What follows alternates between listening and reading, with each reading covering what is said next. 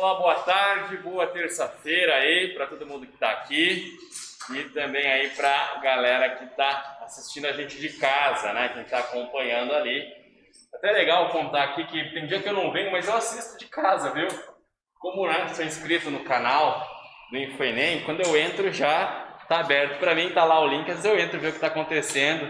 Esses dias, no sábado, eu assisti algumas aulas, durante a semana de vez em quando eu também assisto aí as aulinhas dos outros professores ali, eu dou uma acompanhada depois, né? Vou lá assistir o que eu estava interessado, o que eu estava buscando no YouTube. Bem, eu lembro que na última aula, não é?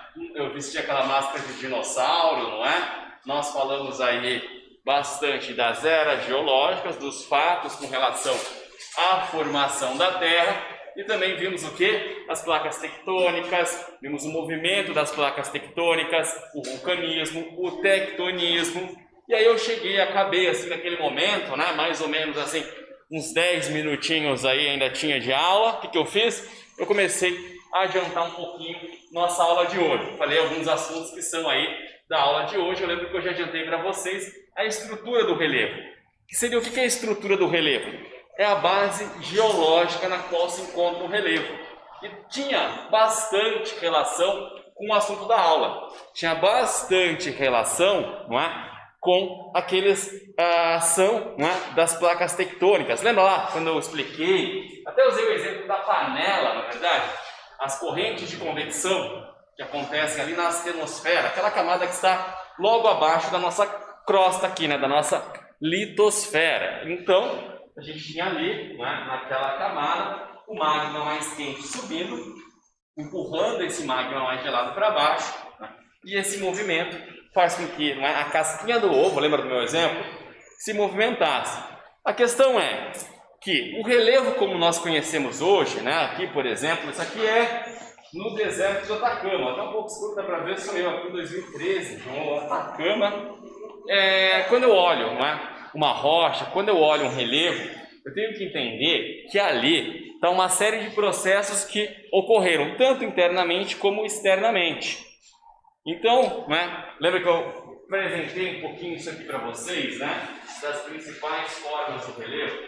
Quando eu observo, não é, estas formas do relevo, essas que estão ali, aqui nesse slide, eu sei que isso foi um processo de formação, com a ação tanto dos elementos internos, tá? Os agentes internos da Terra, como dos externos. A gente vai entender um pouquinho isso.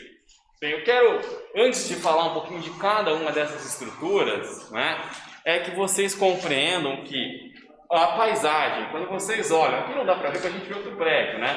Mas quando a gente observa pela janela, numa outra vista, né, aquele morro, ou às vezes uma área mais baixa, uma área totalmente plana, isso é um processo de formação que demorou aí, na escala de tempo, o quê? Geológico. Então foram milhões e milhões de anos para a gente encontrar essas formas do relevo.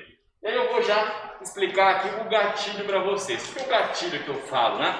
Aquilo que você vai lembrar muito rapidinho na hora da prova, que você fazendo a prova vai associar e vai recordar para não perder a questão. Por quê? Porque o relevo, com montanhas, depressões, escarpas, planaltos, planícies, né, chapadas, ele é fruto da ação conjunta, né, por milhões de anos dos agentes internos, tá? Eu chamo os agentes internos de agentes endógenos, tá? A ação das placas tectônicas, do vulcanismo, aquilo que age no interior da Terra. E aí como que você vai lembrar isso? Tem uma dicasinha. Eu costumo falar o seguinte, ó, para lembrar que os endógenos são internos, eu sempre friso aqui o em, né? Pensa assim, se você está em algum lugar, você está dentro, né? Eu estou em aula, você está aqui dentro da sala tendo aula. Então, eu estou em algum lugar, tá? Endógenos são os agentes que agem, então, no interior da Terra. Eles são internos, tá? Exemplos aqui, tectonismo, vulcanismo, os abalos sísmicos, tudo isso vai, não é, formar aí os agentes internos. Então vamos aqui, ó, vou até botar os exemplos aqui, ó.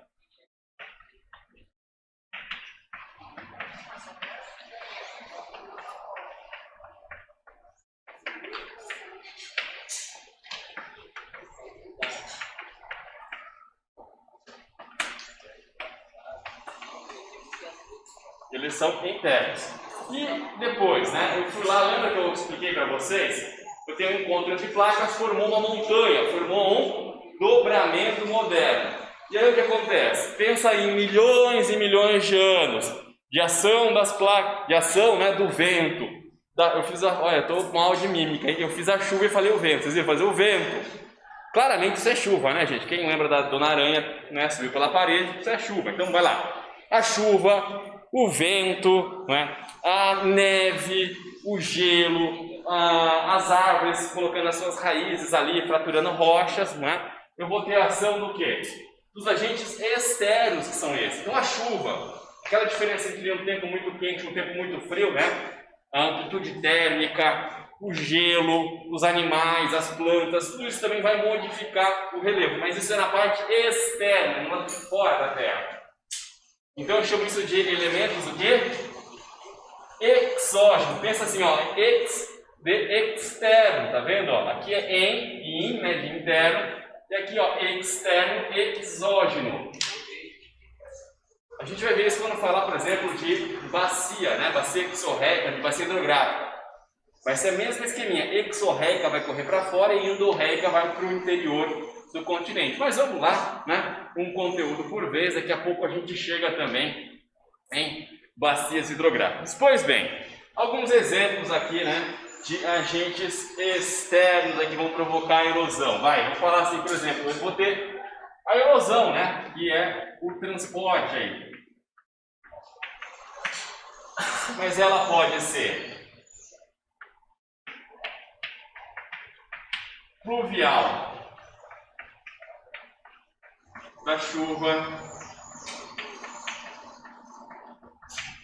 pluvial dos rios, água dos rios, esculpindo Canyon, por exemplo. Foi bem legal, teve, não é? Uma pergunta que chegou do pessoal de casa na última semana. Elas chegam depois, eu respondo por e-mail, né, da Tainara. E a pergunta era a seguinte: professor, os cânions são exemplos do movimento divergente das placas? A pessoa pensa o seguinte: quando as placas se afastam, formam os cânions. Não. Normalmente os cânions são fruto do quê? Da erosão fluvial de rios, de água que correu ali e esculpiu, tá? Aqueles desfiladeiros, esculpiu o relevo naquela forma, tá bom?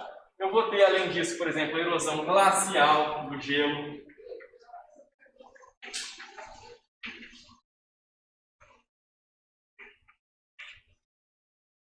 E por aí vai, né? Vou botar mais uma aqui, a eólica dos ventos. Tá? Então, alguns exemplos aí de ação dos elementos externos, exógenos. Eu costumo classificar assim, eu costumo brincar aqui, né? Os elementos aqui, olha, endógenos, eles formam o relevo, tá? E os elementos exógenos vão moldar o relevo.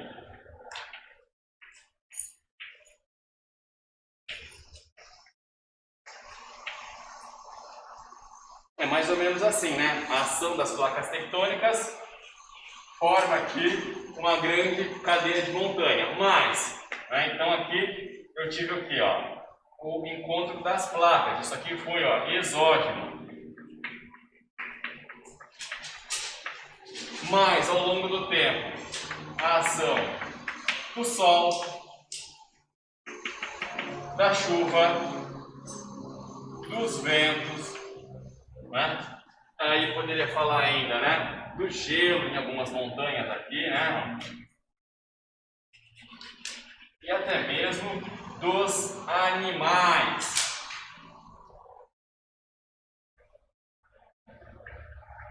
Ficou bonito meu boizinho?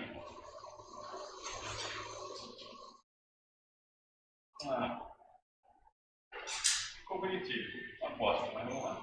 Professor, Oi. eu não entendi como está falando erosão glacial. O gelo. A erosão glacial é provocada pela neve. Você já colocou uma garrafa de vidro no congelador e esqueceu? Não, pô, pessoal responsável, não serve nem de exemplo, meu. É o que eu mais faço. Estou tomando cerveja long neck lá em casa, né? Aí, né, coloca lá 6 long neck no congelador. Toma 4, já capota no sofá. Acordo no outro dia, eu vou ver, pá, o que aconteceu com a garrafa de vidro que eu coloquei lá? Estourou. Mesma coisa acontece, por exemplo, a erosão glacial. Vou até te dar um exemplo, ó. Imagina que eu tenho aqui, ó, uma rocha com esse formato, tá? E aqui caiu água aqui, ó. Aqui ficava acumulado água. É numa região que o clima fica muito frio, tá bom? Então o que vai acontecer? Vou até pegar o azul para dar aquela cara de neve aqui, ó. Só para explicar a erosão glacial, como que ela ocorre. Então pensa bem, ó. Aqui caiu essa água. A hora que isso aqui preencheu de água, a hora que congela, se ela chegou à noite congela, expande um pouco. É por isso que o copo, né? Se colocou uma garrafa de vidro para gelar água no congelador e esqueceu, ela estoura. Um copo, né, com água vai estourar. Uma garrafa de vidro, né, com cerveja, com refrigerante, aquele coquinha KS lá. O que você esquecer de congelar vai estourar. Por quê? Pelo que congelar, ele vai expandir. Para que ele expandir aqui, por exemplo, ele poderia fraturar essa rocha e provocar o quê? A erosão glacial, tá? É uma das maneiras que acontece. Então, ou mesmo o peso da neve pode compactar aquele solo, mudar, provocar um deslizamento, né, que a gente chama ali de avalanche nas regiões de neve.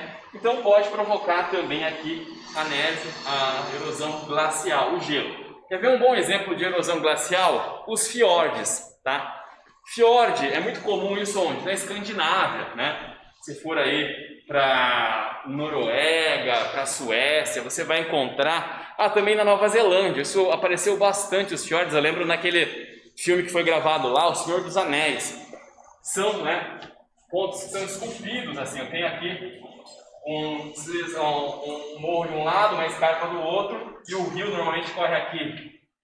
O que acontece? São regiões frias que essa água já foi congelada e já, né, expandiu e formou, moldou esse tipo de relevo que são os fiordes, muito comum em área de erosão glacial, tá? Escreve assim, ó. Fiorde. Isso é comum onde, pessoal? Na Escandinávia, lá, né, nos países nórdicos. Pessoal, que tem uma série, eu não fui assistir muito, chama Vikings, né? Que passa aí com esse povo aí, tudo doido. Firmeza, galera. A gente já entendeu um pouquinho como que é o processo de formação ali, né, do relevo e como ele vai ser moldado por ação do tempo. E aí, nós temos as diferentes formas do relevo. Bem, as montanhas são as porções mais elevadas, né, tem uma grande altitude. Quando eu tenho um conjunto de montanhas, eu chamo isso de cordilheira. Só lembrar do quê? Cordilheira dos Andes, Cordilheira do Himalaia, não é?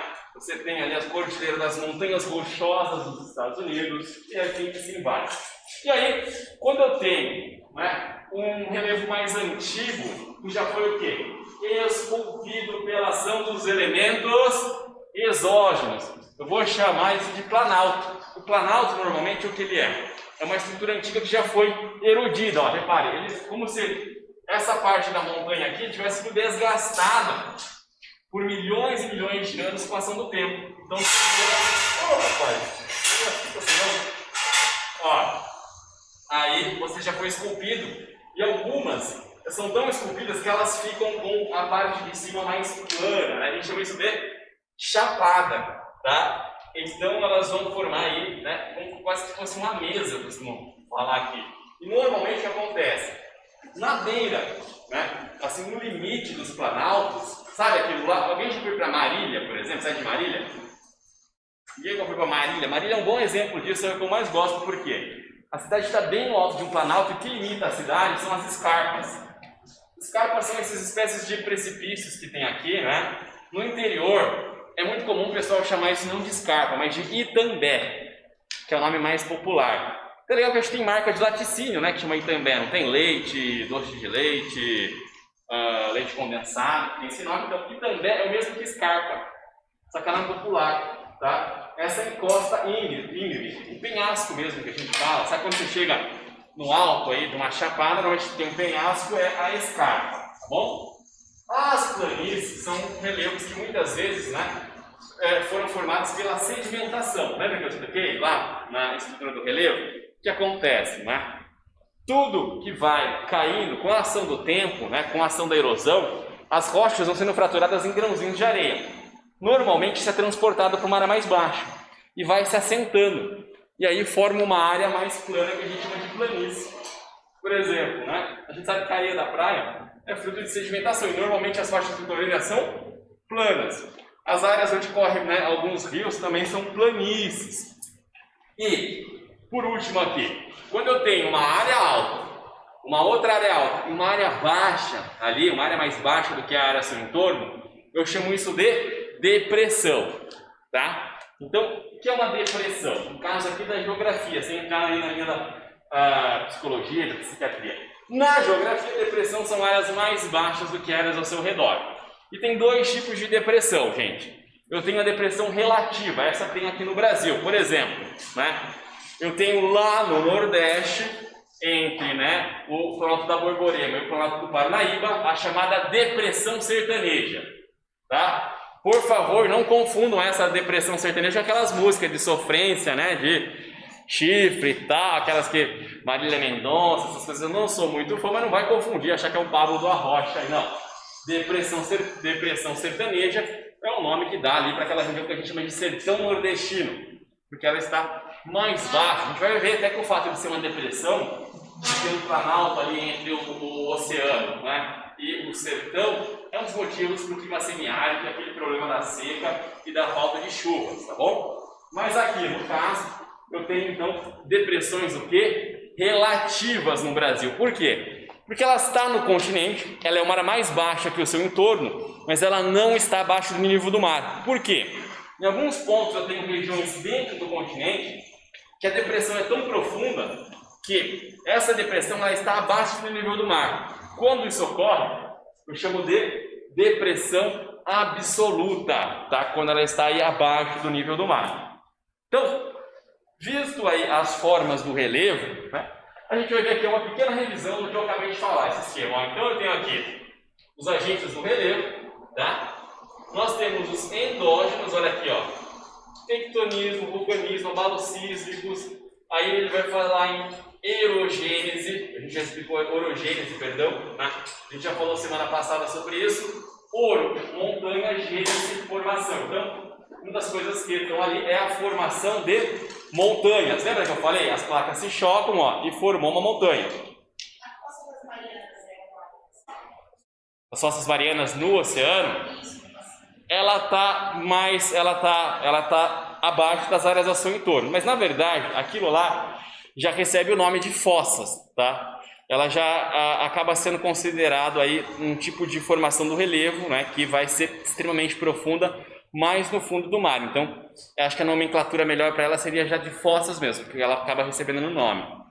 Mas assim, a gente tem o fundo do oceano, a gente estuda também o relevo. Por quê? Ele tem elementos como cadeias de montanhas também, como a gente tem a dorsal mesoceânica entre a África, não é, e a América do Sul. Um outro ponto que é interessante, que cai muito com relação ao relevo oceânico, é, por exemplo, a chamada plataforma continental, que é o seguinte: a gente tem um pedaço ainda do mar, do oceano, que ela está ligado ao quê?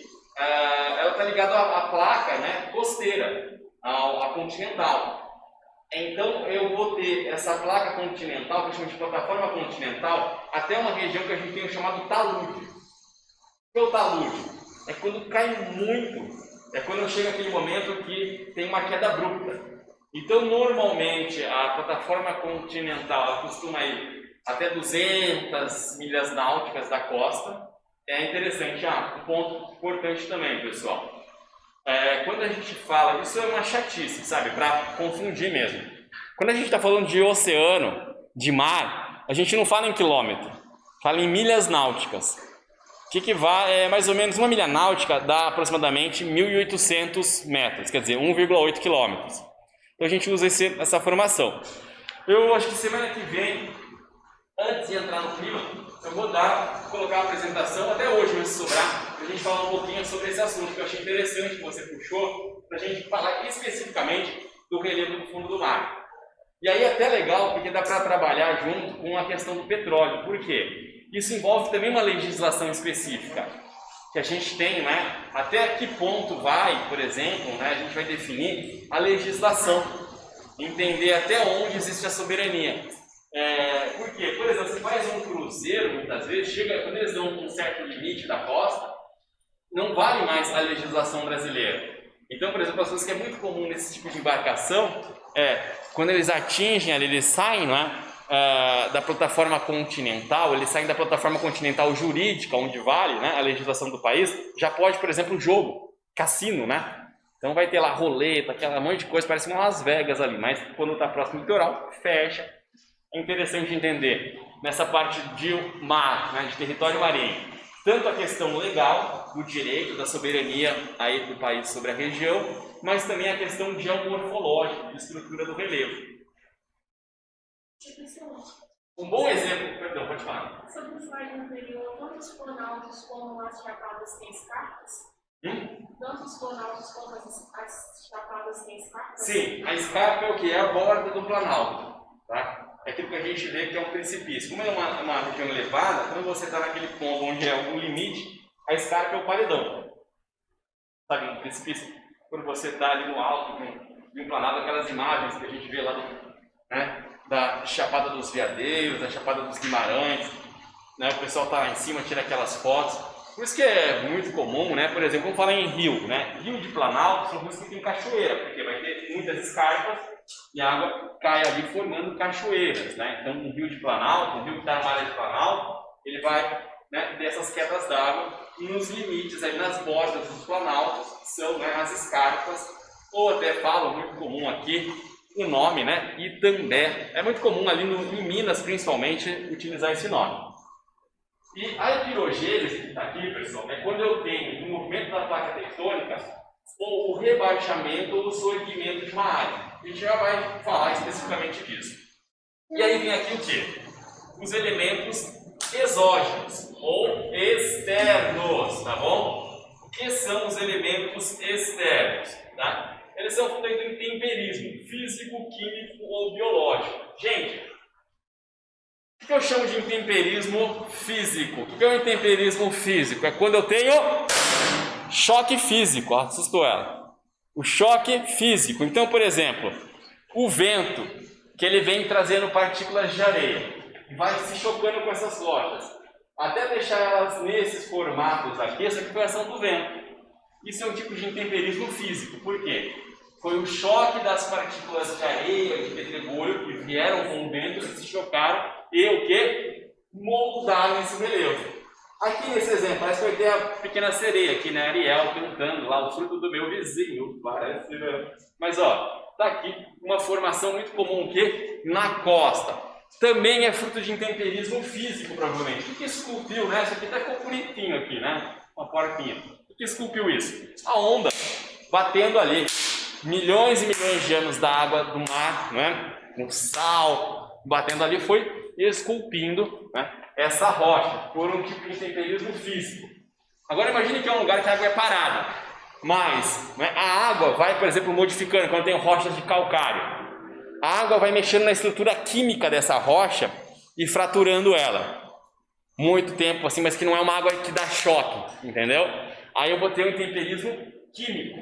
E o biológico é mais ou menos assim. Sabe o exemplo que eu dei aqui para ela? Imagine que eu tenho aqui também, né, uma árvore. Ó, a rocha tinha um negócio aqui. Aqui cresceu uma árvore. E o que acontece? Muitas vezes a raiz dessa árvore vai entrando aqui e vai fraturando a rocha, tá? Vai aí fraturando. É um exemplo de intemperismo biológico.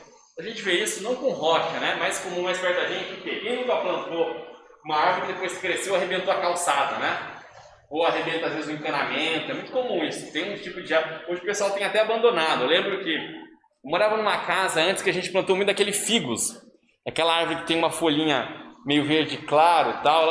Ela ficou muito tempo na moda no paisagismo no Brasil, mas ela começou a ser abandonada porque ela era uma planta que tinha uma raiz muito profunda, assim, que descia destruindo o encanamento.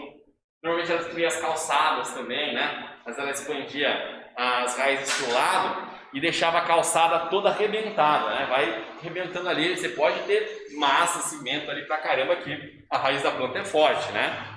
Se for planta de rua, né? Porque você plantar uma planta na sua casa, na frente, eu não gosto de sombra, muita luz, acho que eu vou morrer. Agora não, nasce um pedacinho do cimento, assim, cai, né? Uma sementinha ali de planta de rua, ela nasce, né? Eu já vi planta em cima do poste, já viram planta em cima do poste? No fio. Já vi árvore que nasce no fio, gente. Como que nasce, né? E lá, a minha plantinha morrendo em casa. Pois bem. Então ele cita aqui, por exemplo, ó, a erosão pluvial da chuva, que vai formar vossorocas, tá? A gente vai ver um pouquinho isso. Vossoroca é um tipo de erosão bem grande. Já viram uma vossoroca? Já viram vossoroca? Lógico que, gente, eu vejo um monte de vossoroca vindo pra cá, vocês não veem vossoroca? Nunca viram uma... Parece aquele da escolinha, né? Que tinha uma aluna que eles perguntam que ela desmaia assim. Senhora, já viu uma vossoroca? Ai! Gente, vossoroca é um tipo de erosão gigante. Já mostro uma foto aqui pra vocês. Ó, como eu falei, a fluvial forma vales, cânions, planícies. A glacial, vales em luz e fiordes. A eólica, loess, é um tipo de loss. E dunas. As dunas é um bom exemplo. Já viram aquelas cidades, notícias de cidades ali, principalmente, né? No Nordeste, pode ser no Rio Grande do Norte, na Bahia, em vários lugares que tem aquele dunas, que o vento começa a levar a duna vai invadir a cidade. Pessoal, até eles usam tipo, eles fazem uns esquemas, que eu vi isso em Mangue Seco, na Bahia. Mangue Seco é onde gravou a novela Tieta, tá? Era gravado lá a novela Tieta. Aí você fala as coisas aqui, a galera é tão jovem que ninguém sabe o que eu tô falando, né? Tieta, fica tudo com uma cara de... Mas ninguém lembra aí de Tieta. Enfim, eles colocam tipo eles usam a própria folha daquela palmeira imperial para segurar muitas vezes a duna, porque a duna vai invadir na cidade, tá bom? Erosão marinha, as falésias, as praias, né? As restingas, os recifes, tudo fruto de erosão aí do mar. Eu esqueci de colocar aqui, é verdade, eu tenho também a erosão marinha, tá? Pensa aí na onda que eu dei o exemplo ali, erosão marinha, que vai provocar também essa modificação no relevo. Isso tudo, né? A gente falou então, já passando rapidinho. Os agentes internos são fruto aí das placas tectônicas que vão agir aí. A gente já viu essa imagem na aula passada, as placas, até comentei ali do Círculo de Fogo do Pacífico para vocês, lembra? Por que o Japão tem tanto terremoto? Olha aqui, Círculo de Fogo do Pacífico, encontro placa Eurasiática, placa Pacífica, placa Filipina, placa Australiana. Bem, aqui o negócio treme, né? Haja terremoto aqui. Assim como nessa região aqui do Caribe, né? O pessoal chama aí de Círculo de Fogo do Caribe. Até comentar, não sei quantos aí.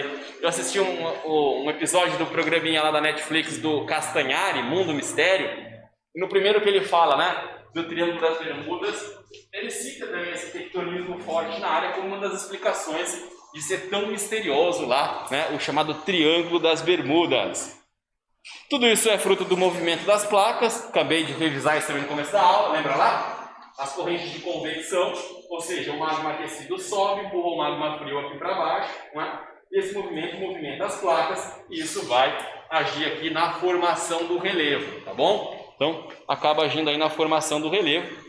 A gente viu que nós temos diferentes encontros de placa, quando elas se chocam, convergente, quando elas se afastam, divergente, e quando elas se chocam lateralmente, o que? Transformante. Então, né? O tectonismo é o nome que a gente dá ao movimento das placas, tá? A gente falou aqui, ó, tectonismo, movimento das placas. Eu tenho a orogênese, quando a gente tem um movimento convergente. Isso aqui é bom, eu gosto de fazer na mão que lembra, né? As placas se chocaram, formou uma montanha. Montanha, né? Em latim, ouro. A palavra gênese é só lembrar, né? Aí do primeiro livro da Bíblia que fala, segundo a religião, né, do cristianismo, quando teria sido criado o mundo. Então, Gênese está sempre ligado à formação, à criação. Então, o orogênese é um movimento que forma o quê? Dobramentos, forma montanhas. E o movimento vertical aqui das placas, né, ele pode causar o soerguimento ou o rebaixamento de uma grande área. Então, imagina, elas estão aqui naquele que eu falo transformante, mas eu tenho uma área que vai rebaixar ou que vai se elevar. Isso, quando é no litoral, pode ocorrer o quê? Só passar aqui rapidinho, eu queria chegar aqui. Isso. Quando isso ocorre no litoral, por exemplo, se essa parte levantar, eu posso ter regressão marinha, que é o quê? O mar ele volta, né? É o recuo do nível do mar. E é muito legal, tem muitas áreas que a gente tem isso. Só como que como que o pessoal que estuda, os geólogos, o pessoal que vai fazer às vezes até uma paleontologia marinha, encontra muitas vezes, como em algumas regiões do Nordeste, você dá em terra no continente e encontra um paredão assim, que tem crustáceos, peixes marinhos fossilizados, né? Tartarugas fossilizadas. Você fala, meu, o mar está distante. Não, o que isso demonstra? Que no passado já foi ocupado. Provavelmente aquela área teve, né, um soerguimento e aí teve a regressão, o mar voltou, tá? Mas eu também posso ter o quê? Áreas que abaixaram e o mar avançou. Aí existe um outro tipo, né? A gente tem o pessoal que faz, né, a arqueologia ou até a paleontologia submersa. Tem uns amigos que estavam trabalhando com isso. Eles usavam, né, equipamento de mergulho e iam lá ver alguns indícios de que aquela área ela sofreu uma transgressão. Tem aí indícios de civilização, construções ou até fósseis de animais que não são marinhos, entendeu? Então vai conhecer este passado aí, conhecer este modelo, né, de ação. Como a gente já falou lá passada dos abalos sísmicos, né? A gente viu também a questão de medição dos terremotos. Falamos também do vulcanismo, aula passada, é um dos agentes endógenos também. E agora mais os exógenos, né? O que acontece? Os agentes exógenos, eles precisam do intemperismo. O que é o intemperismo, pessoal? É essa ação do tempo que vai provocar o quê? A degradação das rochas. Tanto para os agentes físicos, lembra? O choque, os químicos, ela vai mudar as moléculas ali com a ação do tempo, ou biológico. E aí eu tenho um intemperismo que é a ação do tempo. Aí o que acontece? Eu fraturo essa rocha, aí ela vai ter erosão, que é o transporte, tá? A erosão é aquela coisa, quem não sei quantos aqui moram ou frequentam bastante rua de terra, né? Quem mora em rua de terra como eu, não precisa nem dar muito exemplo porque é bem didático, né? Tá lá, né? A prefeitura foi lá e passou a máquina, né? Deixou tudo bonitinho, lisinho, jogou a brita, né? Eles passam a máquina, jogam a brita e esse dia é um inferno de pó só, né?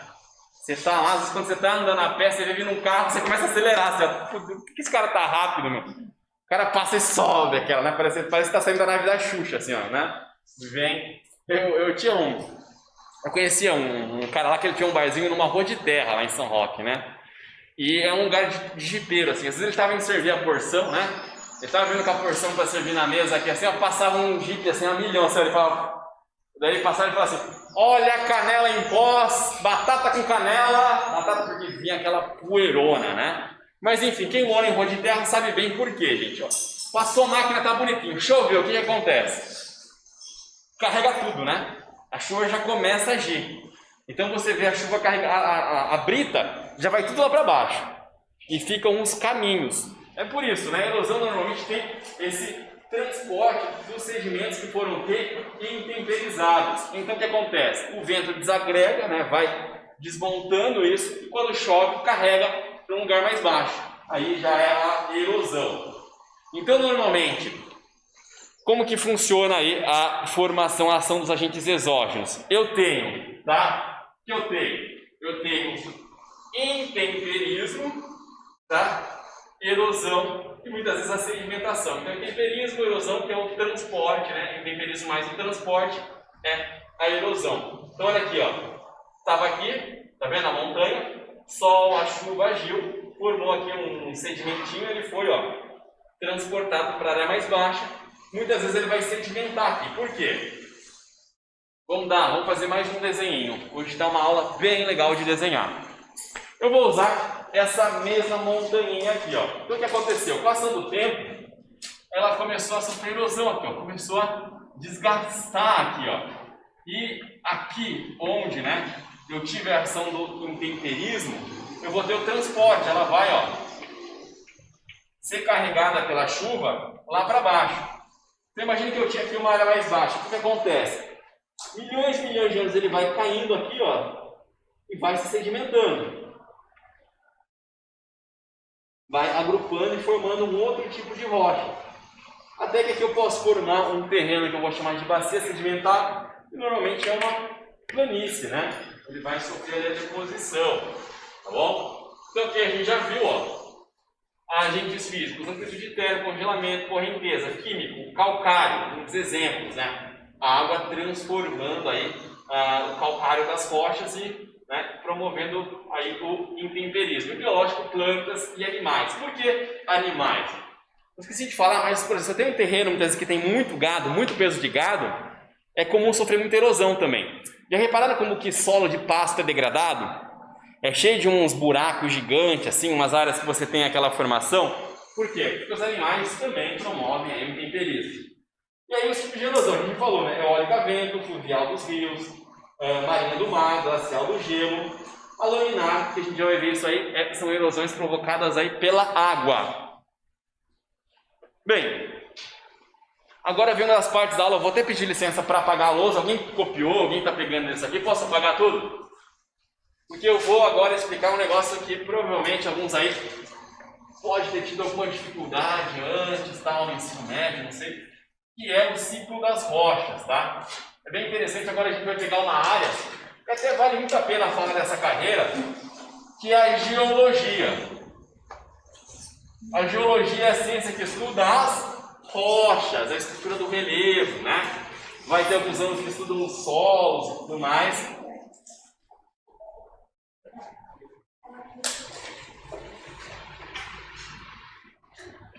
Vai trabalhar lá na Petrobras, né? Só que a Petrobras agora, na minha época, falava assim, o pessoal, nossa, quero muito. Hoje em dia já tá meio, né, não tá aquela coisa. Enfim. Primeiro ponto, pessoal, né? O que é a rocha, né? A rocha, não. O que é a rocha? A rocha é um agregado natural, né, formado por um ou mais minerais. Então, rocha, vocês não vão mais falar pedra, viu? Ah, é pedra, professor. Pedra. É o cracuda que gosta de pedra. Vai? O geólogo quer saber de rocha. Vamos falar o nome certo. Rocha, tá bom? Então, o que eu tenho aqui? Ó? Tem que lembrar que está sendo filmada essa aula. Eu esqueço, falo umas besteiras e vai tudo pro ar, né? Enfim, vamos lá. E aí o seu processo de formação é contínuo. A gente tem desde o momento que a Terra resfriou, o que acontece? Sabe a lava, o magma que está lá no interior da Terra, lembra? Que se mexe lá embaixo? Aquilo quando sai na superfície e resfria, é a gênese de todas as rochas. Todas as rochas vêm do magma, tá? E a gente vai ver que ela é um enorme ciclo, tá bom, gente? Então, elas estão se modificando constantemente. As rochas não são estáticas, elas se transformam com o tempo. E isso a gente chama de o ciclo das rochas.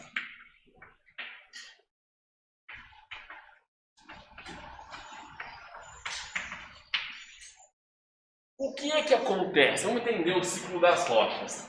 Eu fico girando umas 500 vezes, olha só que coisa. Ó.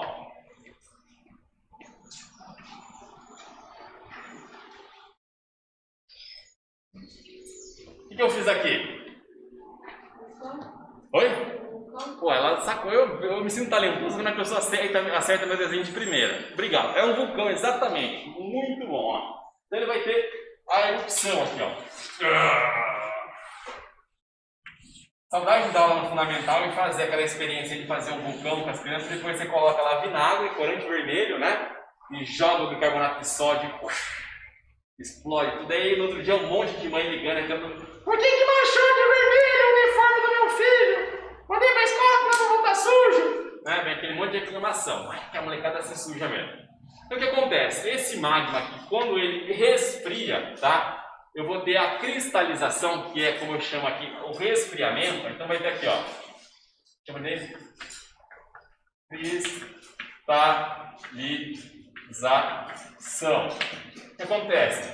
Esse magma resfriou. Então ele vai formar uma rocha.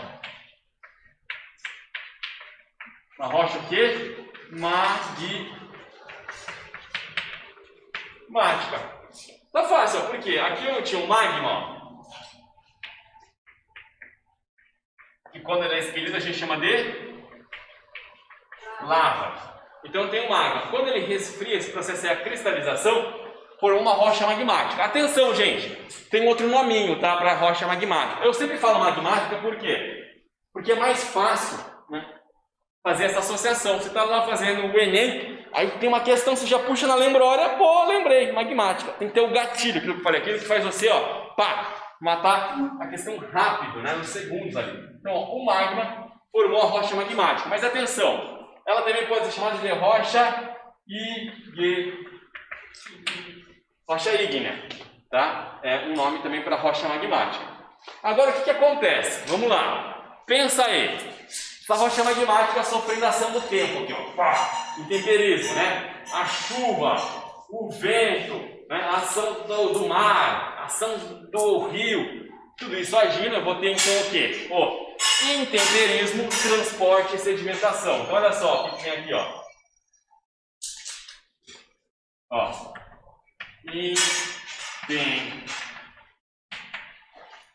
Intemperismo, né? Vou botar aqui erosão, que já é o transporte e sedimentação, ó. Erosão. E eu vou ter aqui a formação de uma rocha. Intemperismo, erosão, mais a sedimentação. Então, quando eu tenho a sedimentação, eu vou ter aqui uma rocha sedimentar.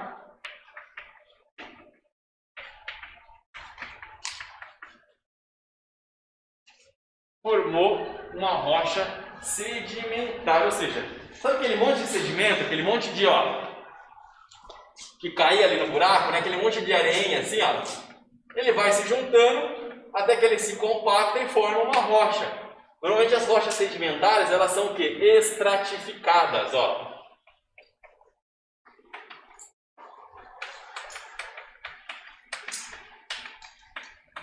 O que significa isso? Ela tem camadas, né? É como os ogros e as cebolas lá no Shrek, né? Eles têm camadas. Olha aqui. Então a gente consegue reparar nessa rocha, por quê? Porque normalmente ela tem umas marquinhas assim, ó, que você percebe que foi do processo de sedimentação. Ela é estratificada, a rocha sedimentar. Então pensa assim, ó, da sedimentação eu tenho a rocha sedimentar, tá? Que pode sofrer o quê? A ação do calor, a ação da pressão no interior da Terra. E aí o que vai acontecer? Ela vai passar por um processo que a gente chama de metamorfismo. Por conta do quê? Por conta da temperatura e pressão. Então, temperatura e pressão vai provocar aí o metamorfismo, que vai formar o quê? Uma rocha metamórfica. Tá? Então, o que acontece? Essa rocha submetida a calor, a pressão, ela se transforma. Ela é só lembrar da música do Raul Seixas, né? Eu prefiro ser essa metamorfose ambulante do que ter aquela velha opinião, né? Ele está mudando, ele é uma metamorfose. Então sofreu o metamorfismo, virou uma rocha metamórfica, tá? Por quê? Porque teve a ação da temperatura e da pressão muito grande, às vezes no interior da Terra, que transforma essa rocha numa rocha metamórfica. E agora, o que acontece? A rocha magmática, ela pode sofrer a ação da temperatura e pressão e virar metamórfica? Pode, olha só. Ela pode, tá? Eu posso ter a rocha magmática sofrendo o quê? Metamorfismo. A rocha metamórfica, ela pode sofrer intemperismo, erosão e sedimentação e virar rocha sedimentar? Sim. Ela pode, tá? E a rocha metamórfica, ela pode virar uma rocha magmática? Pode, quando ela sofre o que a gente chama de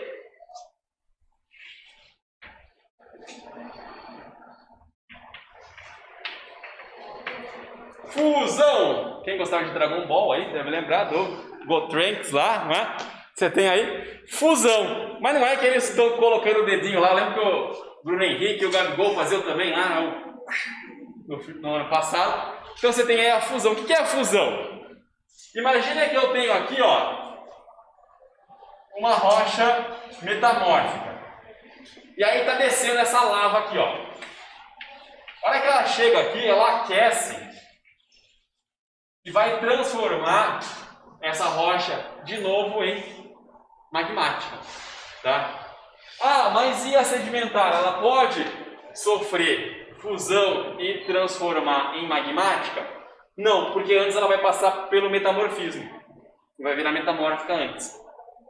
Porque quando aumentar, não é, a temperatura dela, ela vem, então ela faz esse caminho, ó, daqui e daqui ela pode vir para cá. Mas aqui a gente pode ter também a fusão, tá?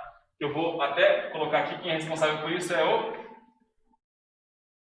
magma, que vai virar magmática novamente. Dúvidas, perguntas, essa parte onde o pessoal tem bastante, pode fazer, vamos lá. Professor, como é que ocorre o metamorfismo da rocha metamórfica? É fora da Terra ou dentro da Terra? Pode ser em ambos, tá? Isso pode ser tanto no interior da Terra como na parte exterior. Mas é bem comum. A gente vai ver, até tem um nome para isso. Eu deixei para falar um pouquinho mais para frente. Por quê? Não só o metamorfismo, mas principalmente também, tá? Aqui, ó, que a gente está vendo a questão da rocha, como que ela é formada, do que a gente já falou. Então, ígnea ou magmática, ó. Fusão de rochas na crosta quente e na profunda do manto superior, a cristalização, ali, ó. A deposição, soterramento e estratificação da rocha estratificada, tá vendo? Aqui, ó. Isso que eu falei que é uma rocha estratificada, ó. Ela tem essas camadas, que isso aqui é fruto, né, da sedimentação. E as metamórficas, né, rochas aí sobre altas temperaturas e pressão, aí principalmente nas profundezas ou no manto superior, correspondido aí, ela vai sofrer esta transformação aí que é o metamorfismo. Mas isso a gente vai ver que, por exemplo, no metamorfismo é mais comum na profundidade. Mas olha só, com relação principalmente às rochas magmáticas, essa pergunta é muito interessante. Por quê? Eu tenho os dois modelos e cada um tem um nome, tá? Então, por exemplo, se eu tenho rochas que resfriaram na parte externa da Terra, então o que acontece? A gente teve esse derramamento e esse magma se resfriou na parte externa. Vamos pensar o seguinte, se ele resfriou na parte externa, ele resfriou mais rápido, porque a temperatura aqui é mais baixa. Então, quando eu tenho uma rocha que resfriou, quando saiu aí de dentro, eu chamo isso de rocha o quê? Vulcânica ou extrusiva. Vai ser aquela mesma coisa, extrusiva, tá? Externa, tá? Então eu vou chamar isso de uma rocha vulcânica. Como você vai pensar que é vulcânica? Pensa assim, ela está fora porque o vulcão cuspiu ela, né? Ela foi expelida pelo vulcão e resfriou na parte de fora da Terra. Ela é vulcânica. É só pensar assim, ó, o vulcão expeliu, é vulcânica. Mas eu tenho, tá, aquelas que resfriam de maneira mais devagar, internamente, dentro da Terra, nas camadas mais profundas. Aí eu chamo de rocha intrusiva ou plutônica, tá? Aí é a rocha, então, plutônica, aquela que vai resfriar internamente. Tem até alguns exemplos, né? Normalmente quando a gente vai para a cachoeira, né, a gente vai ver basalto, muito basalto. Aquelas rochas de cachoeira e tudo mais. Ah, sabe aquelas calçadas, tipo calçada da praia do Rio de Janeiro, tem umas calçadas de São Paulo que são umas pedrinhas assim, que formam aqueles mosaicos? Normalmente é basalto, tá? Eu tenho aqui. E, por exemplo, é um exemplo, então, ó, o basalto é um exemplo de rocha vulcânica. Um exemplo de rocha plutônica aí é o granito, tá? Que é aquela brita, né, que o pessoal usa bastante em construção, né? O granito é muito utilizado também para pia, né? Também tem gente que usa bastante aí para esse tipo. Então aqui, ó, o que eu acabei de falar.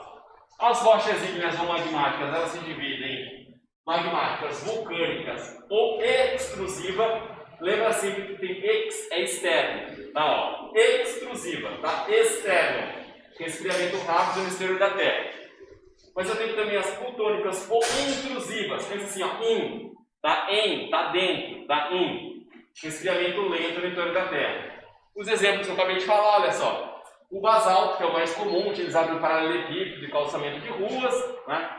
Eu tenho aqui, ó, o granito, que eu acabei de falar, se ele é polido, ele é usado em pisos, revestimentos, né, cozinhas, e sem o polimento ele é utilizado também como brita ali no calçamento de ruas. O diodorito, cuja finalidade é principalmente fazer o quê? Aquela brita de estrada, né? O diodorito é aquela brita para construir asfalto mesmo, para fazer rodovias. Tá ali exemplos então de rochas magmáticas. E aí agora então, falar um pouquinho das sedimentares. Você tirou a foto? Deu tempo? Se não der, pessoal, alguém quiser tirar foto e tal, é só pedir que eu volto, tal, vou pegar aqui tudo no final, tá bom? Fiquem tranquilos aí. Bem, as rochas sedimentares, como eu falei, elas resultam o quê? Do processo de deposição de detritos de outras rochas, né, em depressões. Então aquilo preenche e eu formo ali uma rocha sedimentar. Os sedimentos, pensa bem, o arenito é uma rocha que é bem legal de pensar nisso. Por quê? Você pegar um arenito, sabe aquela rocha que se você bater ela em outra, ela vai esfarelando assim? Ela é bem fácil de esfarelar, você percebe que são grãozinhos que se juntaram ali. Ela tem menos dureza, a gente falava assim na geologia, tá? A gente tinha ali as análises de rocha na universidade, trabalhava assim.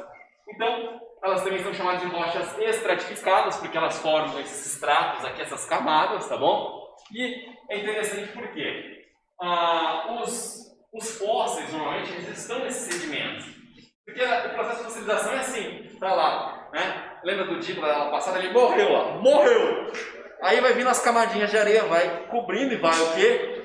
Né? Isso vai se sedimentando, formando a rocha e ele fica preso lá no meio.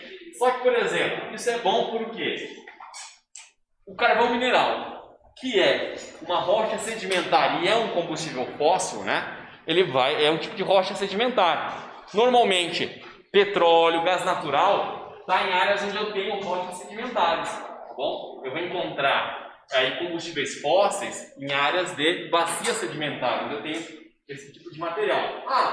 Uma coisa que é legal, o arenito, né, que é usado na fabricação de vidros. Eu gostava na cultura que ele, né, como é que se faz, aí tinha usado do vidro lá, o cara pegava areia, né, aquecia e tudo mais. A argila também é muito utilizado aí, né, para fazer o quê? Cinzeiro, lembrancinhas hippies, brincadeira, mas é utilizado para tudo, né? A argila também é um tipo de rocha sedimentar. Vocês sabiam disso, que a argila é uma rocha sedimentar? Interessante, né? O pessoal tem aí o costume de ter bastante objetos provenientes de argila e não costuma ter esse conhecimento. E as metamórficas, aquelas que são originadas da transformação de outras rochas, tanto magmáticas como sedimentares, não é? Quando são submetidas a questões principalmente de temperatura e pressão aí do interior da Terra. Eu vou ter o mármore, um bom exemplo, né? Mármore muito utilizado aí para ser uma parte mais ornamental nas construções e tudo mais. A gente que é palmeirense tem um salão de festa lá em Itaquera que é todo de mármore assim, né? Onde a gente costuma ganhar lá dos corintianos lá, conjuntos de mármore lá, né? O famoso entulhão lá em Itaquera, que foi construído com o entulho da demolição do palestra antigo, tá lá. Aí eu tenho o quartzito, também é utilizado aí em rochas ornamentais. Ele é bem parecido com o mármore, porém ele é mais resistente. E a gneiss, que vem o quê? Do granito. Quando o granito passa pelo metamorfismo, ele vira gneiss, que também é utilizado para ornamentação, na construção civil e tudo mais. Então, as rochas aí estão presentes no nosso dia a dia. Uma questãozinha aí sobre o ciclo das rochas. Vamos lá, para já ver aí. Essa aula vai até 3h20, né? Tá tranquilo, tem mais um tempinho aí. Vamos lá. Ó, dá para ler tranquilo? Vou dar um tempinho para vocês enquanto dá uma água, então, ali.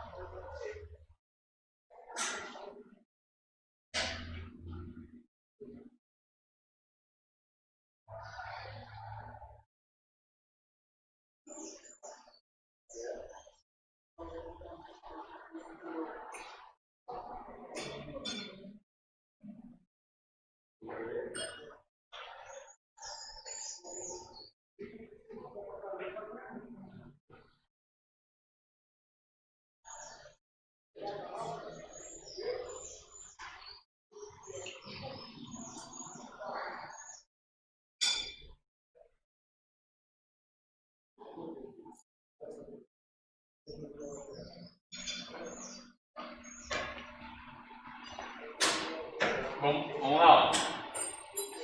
Primeiro ponto que eu vou chamar uma atenção para vocês vão começar, eu gosto que os alunos reparem nisso, gente. Ó. Quando vocês vão ver uma questão de vestibular, não é? Aí no Enem, mesmo no dia da prova, pouca gente olha, não é? Isso daqui, ó.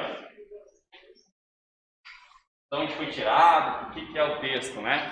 O legal que vocês vão reparar é que boa parte das questões de ciclo das rochas, de tectonismo, de ação de placa tectônica, a maior parte dos conteúdos vão vir desse livro aqui, ó.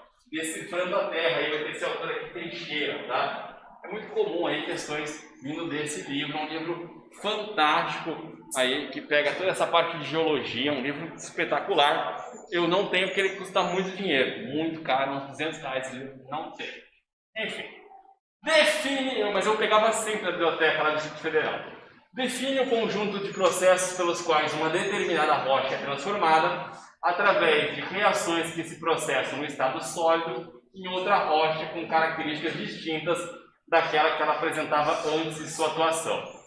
Essas modificações implicam em mudanças na estrutura, textura, composição mineralógica, ou mesmo na composição química das rochas, e ocorrem geralmente de maneira aí combinada. A gente está falando de um livro bem difícil, não tá? Mas dá para entender que ele está falando do quê? De uma rocha que vai ser transformada.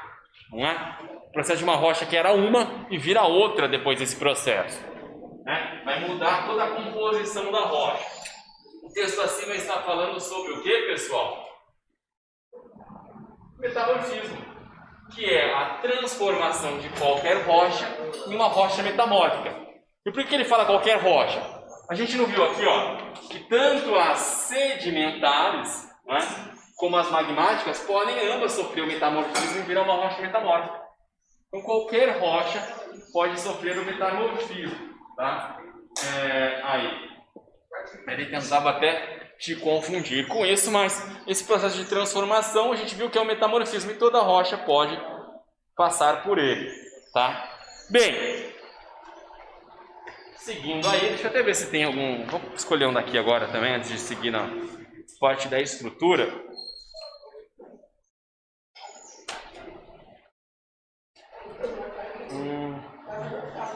A maioria aqui está sobre o Brasil, então a gente vai seguir direto e vai falar um pouquinho da estrutura do Brasil, depois a gente para, tá? Gente, isso aqui eu gosto sempre de passar um pouquinho antes para vocês, tá? Lembra que no final da aula passada eu montei um esqueminha aqui, quem copiou tem aí, e falei da estrutura do relevo. Por quê? Porque a estrutura, né? Porque a estrutura são as características das rochas que vão predominar ali no subsolo, na nossa base do relevo. Como nós vimos, eu tenho aqui, né, os escudos cristalinos, formações do quê? De rochas cristalinas, né? Normalmente nos escudos cristalinos eu tenho reserva de minerais metálicos. O que é mineral metálico? Ouro, minério de ferro, né? Aqueles metais que tem, que a gente... Vamos pensar o seguinte, vou ser redundante, tá? Mineral metálico é aquele que a gente repara e você fala assim, isso é um metal. Sabe? Isso é um mineral metálico. Por quê? Porque nós temos também os minerais energéticos, aí vai ser carvão mineral, petróleo, tá? Xisto. Ó, nas bacias sedimentares, que é compostas por rochas sedimentares, né, com origem ali na paleozoica, mesozoica e cenozoica. E os dobramentos modernos aí, né, já com formações mais recentes, a partir do terciário da cenozoica. Então, essas são as estruturas do relevo. Além disso, eu tenho alguns que eu vou definir como solos de origem vulcânica, tá? E aí, como que é o relevo do Brasil? Gente, o relevo do Brasil é uma estrutura geológica antiga, muito antiga. Então, o que acontece? Por ser um relevo que não se formou recentemente, afinal, por que a gente será que o Brasil não tem essa modificação? Posso sim. Dá para pegar bem daí o foco ou fica sem foco? Vocês não estão tendo acesso no material aos meus slides? Eu mandei até esse para a Tainá colocar lá. Vocês não conferiram? Não conferiram ou não está lá? Eles vão depois da aula. Ah, depois da aula, vai chegando? Você consegue mandar um live agora, porque tem gente de casa que Eu vou pedir, que eu não sei, eu vou falar então com os meninos lá, com a Tainara, eu vou começar a mudar um pouco essa ordem. O pessoal de casa, já falo para vocês, vou pedir para sempre ser colocado no dia anterior, para eles já irem acompanhando, fica mais fácil. Até esse eu já mandei, já estava enviado, já até essa aula, porque eu peguei no começo, eu mandei o pacote das 5 primeiras aulas. Aí eu falei, vou mandar isso tudo, ela já coloca lá, só que eu acho que ela está transformando para aquela linguagem visual do Infenem, né? Para a apresentação do Infenem, para colocar, e aí deve estar demorando um tempinho, mas eu vou mudar um pouquinho isso aí. Obrigado, gente, é muito importante esse feedback, viu, gente, porque vai melhorando. Às vezes eu olho realmente, dependendo da apresentação, e quando assisto em casa, eu falei que eu assisto às vezes, não dá para ver bem, né? Modificar um pouquinho, tirar e modificar um pouquinho também o tamanho da letra. O Mikau até me deu, vocês assistem às vezes em casa, ele me falou que é mais fácil quando eu preciso mudar isso em todos. Vocês também acham que quando é um fundo escuro e a letra clara fica mais fácil de ver quando está em casa ou não? Eu não tenho opinião ainda sobre isso. Faz o seguinte, na próxima aula ou até à noite, hoje eu vou ver se eu consigo pegar ali, mudar e fazer um teste assim. Bem, agora aqui, galera, sobre o relevo do Brasil, vamos lá, voltando aqui para o que eu estava falando. Relevo do Brasil é um relevo de base antiga. E por que será isso? Por quê? A gente não viu na aula passada que o Brasil está longe do encontro de placas? Então nosso relevo aqui foi formado o quê? Há milhões e milhões de anos e foi sofrendo a ação do intemperismo. Então o que acontece? Como foi muito desgastado pela erosão, o relevo do Brasil vai ser predominantemente baixo. Tanto que o ponto mais alto do Brasil é o Pico da Neblina, aqui no Planalto Residual Norte Amazônico ali, que tem mais ou menos 2.993 metros, quer dizer, está abaixo de 3.000 metros. É diferente, por exemplo, do Aconcagua com 6.000, ou né, do Monte Everest com 8.848. O Brasil não tem áreas tão elevadas, tão altas assim, né? Por exemplo, a gente percebe essa diferença até das elevações, né? Aqui falando da América do Sul. Libertadores, né? Aquele campeonato que o Corinthians saiu na pré e o São Paulo na primeira fase, né? Fala da Libertadores. Quando vai jogar contra um time na altitude, né? A gente não tem aqui no Brasil, você nunca vai jogar no Brasileirão, a gente vai enfrentar lá o Fortaleza na altitude. Não, tá à beira-mar, né? Nem aqui para o interior de São Paulo você encontra o quê? Altitudes relevantes realmente que provoquem aquela sensação, né? Do cara não conseguir respirar, do cara ver que a bola vai mais rápido. Não acontece isso. Por quê? Porque o Brasil não tem grandes altitudes.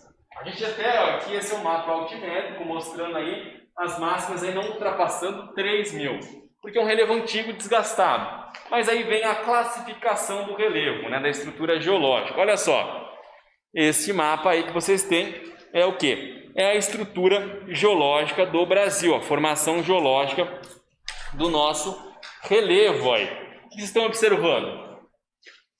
Na figura A, eu tenho aqui as regiões que são compostas por rochas cristalinas.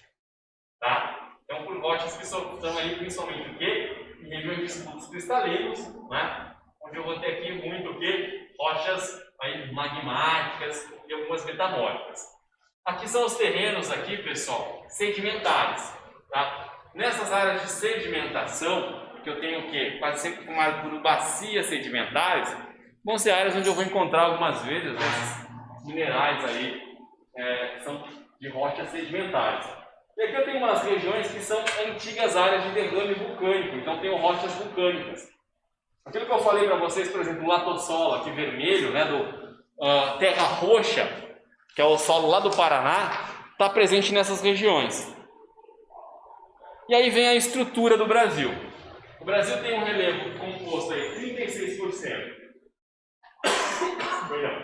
por escudos cristalinos e 56% de bacias sedimentares, galera. Professor, Oi. escudos cristalinos são compostos por que tipo de rochas? Principalmente, tá, rochas magmáticas. são áreas aí que são formas de relevo mais antigo, que eles formaram justamente na cristalização do magma. Mas eu tenho também a presença de metamórficas, porque elas sofreram essa alteração, lembra lá? Temperatura e pressão, ela vai se transformar. Principalmente quando você perguntou muito bem, no interior da Terra, onde a temperatura e a pressão são maiores. Gente, o que acontece? Agora vem a parte final da aula, quero ter tempo de encerrar isso. O relevo do Brasil, ele foi classificado, ou seja, precisou se definir o relevo, passar por um processo de classificação. A gente vai estudar 3, e vai ver que eles são evoluções um do outro. Por quê? A primeira tentativa de classificação, a primeira classificação do relevo do Brasil, foi feita na década de 40. Em 1949, pelo geógrafo Haroldo Azevedo. O que ele usou como característica para classificar o relevo brasileiro? A altitude dos terrenos. Lembrando que, em 49 ele não tinha muita tecnologia, então o que ele fez? Ele classificou as áreas com menos de 200 metros de altitude de planície e as áreas com mais de 200 metros de altitude de planaltos. Então ele usou como característica o quê? A altimetria. E aí o relevo brasileiro foi classificado tendo 41% de planícies e 59% de planaltos. Isso na primeira classificação, que ficou mais ou menos assim, ó. Aqui nessa região, o Planalto das Guianas, próximo da fronteira com as Guianas, onde tem as maiores altitudes do Brasil. Aqui que está o Pico da Neblina, tá? O Pico 31 de Março, os pontos mais altos do país. Aqui ao longo do Rio Amazonas, uma planície amazônica. Na parte aqui dessas chapadas aqui, né, do central, o Planalto Central. O Pantanal, uma planície. O Planalto Meridional, o Planalto Atlântico, onde nós estamos, e a planície costeira, a classificação aí do Haroldo Azevedo. Aí veio, né, um dos maiores geógrafos de todos os tempos, o Aziz Absaber, que era discípulo do Haroldo Azevedo, e quase que 10 anos depois ele fez uma outra classificação do relevo brasileiro. O Aziz Absaber usou como critério o processo de formação escultural do relevo. O que ele fez? Ele pegou aquelas áreas que sofrem erosão, as áreas que ele viu que era erodida. O que é uma área erodida? É uma área que vai sofrer erosão. Então ele chamou essa área de uma área que geradora de sedimento. Por quê? Pensa assim, ó, essa montanha está sofrendo erosão, está virando sedimento e está indo para outra área. Ela gera sedimento. Na classificação dele, 75% do território brasileiro é o quê? A erodida geradora de sedimento. E ele chamou de planície o quê? Aquela área que recebe o sedimento. O sedimento vai para essa área. E aí ele chamou de planície. Então o Brasil ficou classificado assim, né? Aqui, ó. Planalto das Guianas, tá? Planície Terras Baixas da Amazônia, Planalto Central, Planalto do Maranhão Piauí, Planalto Nordestino, tá? Aí Planalto das Terras Baixas Costeiras, não, perdão, Planície das Terras Baixas Costeiras, aqui Serras e Planaltos do Leste e Sudeste, é onde estaria aqui Itapevi, dentro dessa estrutura, o Planalto Meridional, além aqui do Planalto da Uruguai e Rio Grandense. Ele melhorou. Ele foi o que? Ele usou o trabalho do Haroldo Azevedo e fez uma definição um pouco mais específica. E aí você vai ver que isso vai acontecer. Por quê? Inclusive foi um orientando, foi um discípulo do Aziz Absaber, que até hoje nessa parte física, muitos pesquisam ver o Absaber aqui em questões, tá? Esse cara é foda. Ele morreu, acho que foi em 2012, se não me engano, o Aziz Absaber, era professor da USP. Eu cheguei a ver esse cara falando num congresso na USP lá em 2008, né? O Absaber. Mas enfim, vem um discípulo dele que é o professor Jurandir Ross. E aí essa é a classificação que está no livro de vocês, inclusive, ó, na página, vamos ver, na página aí 479, vocês têm a classificação do Jurandir Ross. Por quê? É a mais moderna e é utilizada até hoje. Vamos lá, por que ela é a mais moderna? Quem lembra da aula de mapa aí, na aula sobre cartografia? Lembra que eu falei que a gente tinha, né, aí um sensoriamento remoto, que é o uso de satélites, imagens aéreas de aviões, imagens de helicóptero, né, que vão fazer o levantamento do relevo? Bem, ele tinha aí materiais de um projeto que foi conhecido como Radan Brasil. Foi um projeto de mapear o país, de realmente levantar esses dados. Então o que acontece? O Jurandir Ross, ele tinha muitos mais dados modernos, imagens aéreas. O que o Haroldo Azevedo, que fez isso na década de 40, não tinha. O que o Aziz Absabre, que fez isso na década de 50, não tinha. Então, com mais tecnologia, melhores imagens, né, ele conseguiu fazer o quê? Um mapeamento das unidades de relevo do Brasil muito mais específico, muito mais detalhado.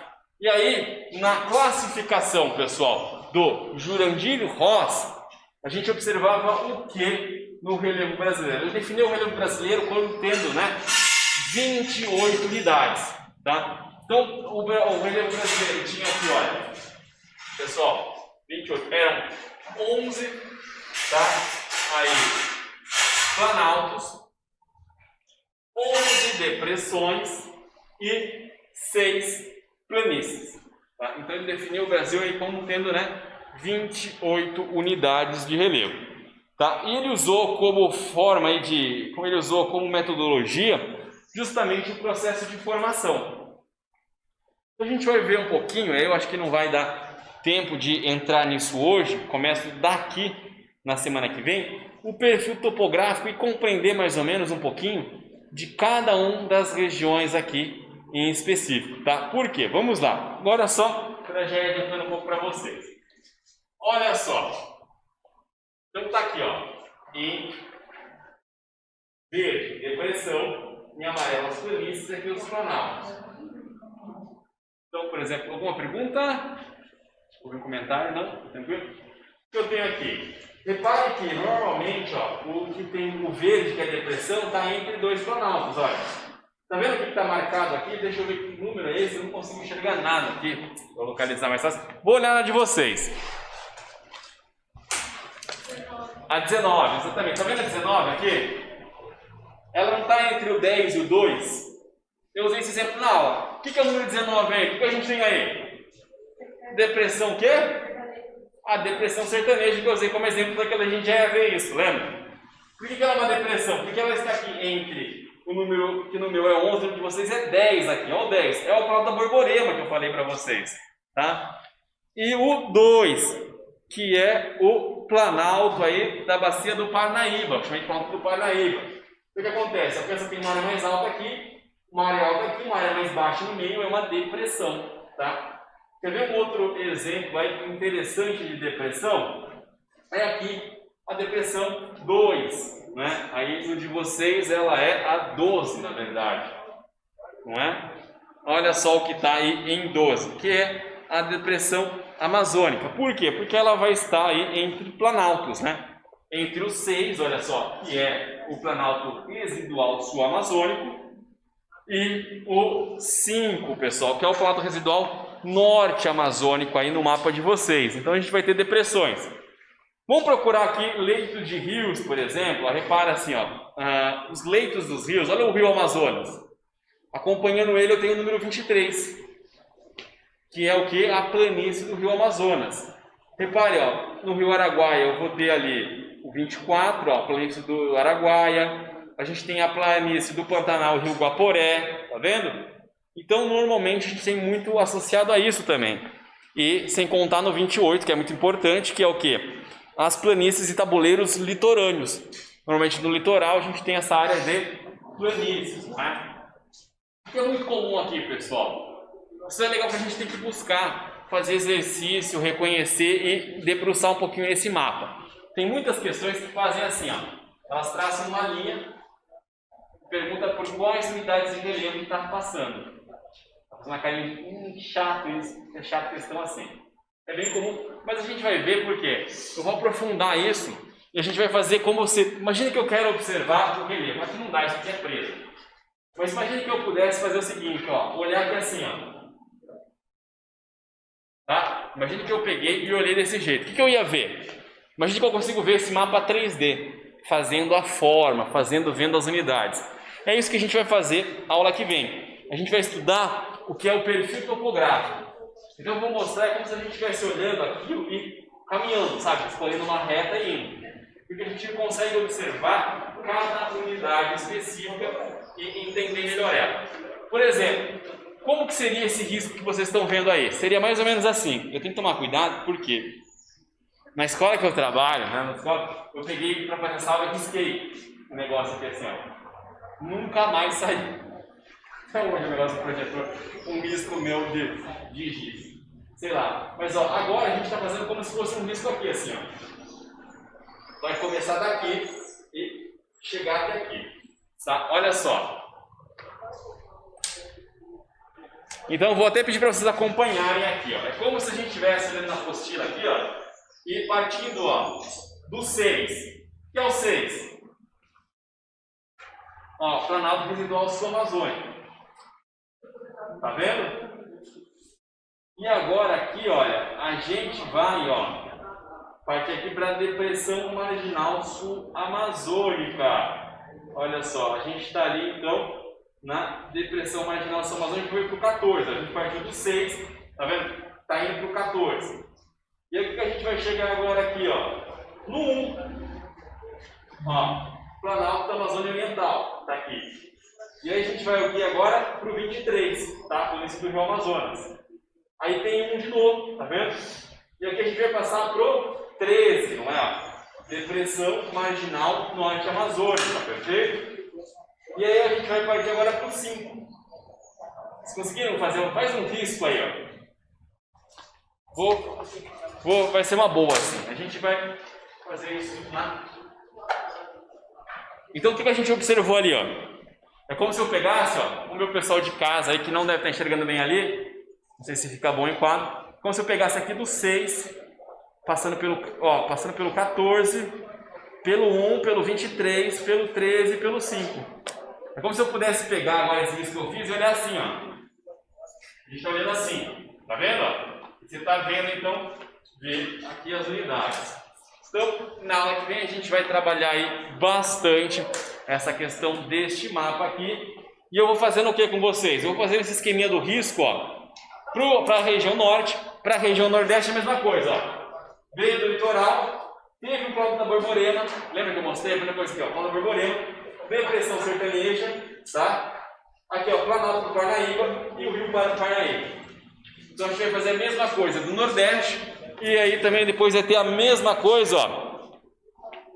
Vindo aqui, isso aqui a gente vai como se fosse do litoral do sudeste até a planície do Pantanal. E aí vai até o fim desta aulinha aí, falando um pouco da formação do Brasil, né? Para depois a gente entrar em solos ainda. Pode perguntar. No slide anterior, estava escrito no slide anterior, aquele que está com a classificação de isso. O que significa aquilo ali, ó? Morfoestrutural, morfoclimático e morfocultural. Vamos lá, morfo diz respeito à forma, tá? Então, o morfoestrutural é o quê? O morfoestrutural é a estrutura do relevo, aquela base que nós falamos que dá uma forma. O morfoclimático envolve o quê? A influência do clima nisso.